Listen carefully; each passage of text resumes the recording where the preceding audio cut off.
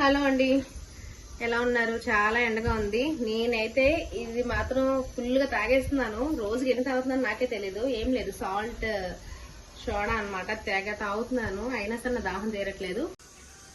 Okay, ఈరోజు మనం mutton అండి, మటన్ తలకాయ, అదే మేక మాసం తలకాయ కూర. తలకాయ మాసం కొంచెం పులుసు పెడతాను అనమాట. ఎలా వండాలో నేను చూపిస్తాను. చెప్పాను కదా ఆల్రెడీ ఒకసారి మటన్ కర్రీ వండేటప్పుడు, కొంతమంది తాలింపు వేసుకుంటారు, కొంతమంది తాలింపు లేకుండా అన్ని కలిపి వేసేస్తారు. నేనైతే తాలింపు లేకుండా అన్ని కలిపి వేసేస్తున్నాను. ఇలా కూడా వండి చూడండి, చాలా చాలా చాలా ఎమ్మీగా ఉంటుంది. సో చూద్దాం. ఆయిల్ వేసుకోండి, స్టవ్ ఆన్ చేసుకొని కుక్కర్లోనే వండితేనే ఇవి మనకి కొంచెం బాగా ముక్క ఉడుకుతుంది.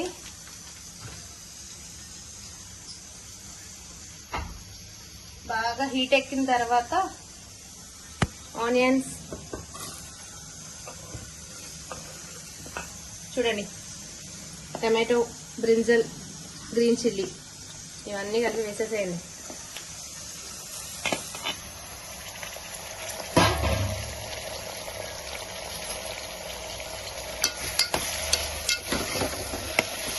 కరివేపాకు కూడా వేద్దాం.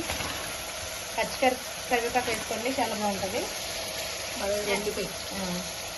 అండ్ నెక్స్ట్ ఇవి కడిగి బాగా 3-4 సార్లు కడిగిన తర్వాత ఈ తలకాయ మాత్రం ఇలాగా వీటన్నిటితో కలిపి వెజ్జెస్తో కలిపేసి వేసేసుకోండి కుక్కర్లో.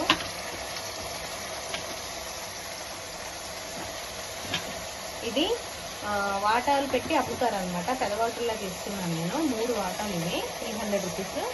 తర్వాత మీరు దీనికి సరిపడా సాల్ట్ వేసుకోండి.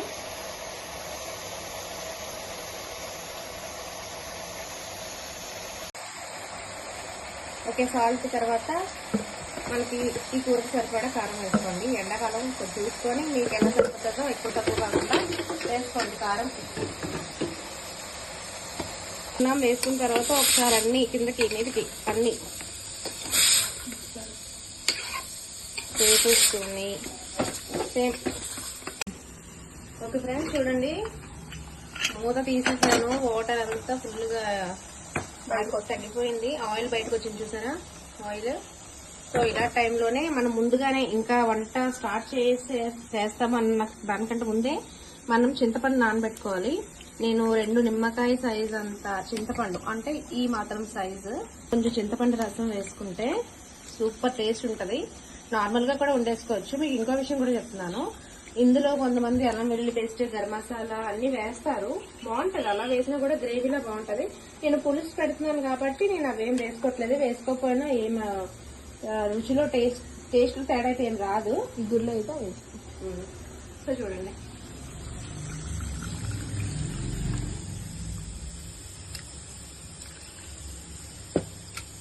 అంతేనండి. మీరు పులుపు ఎలా తినగలుగుతారో అలా వేసేసుకోండి.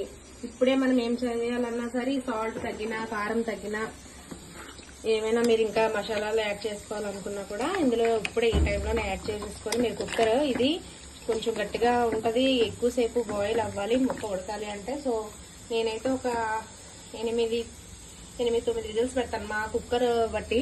సో టేస్ట్ చూడండి.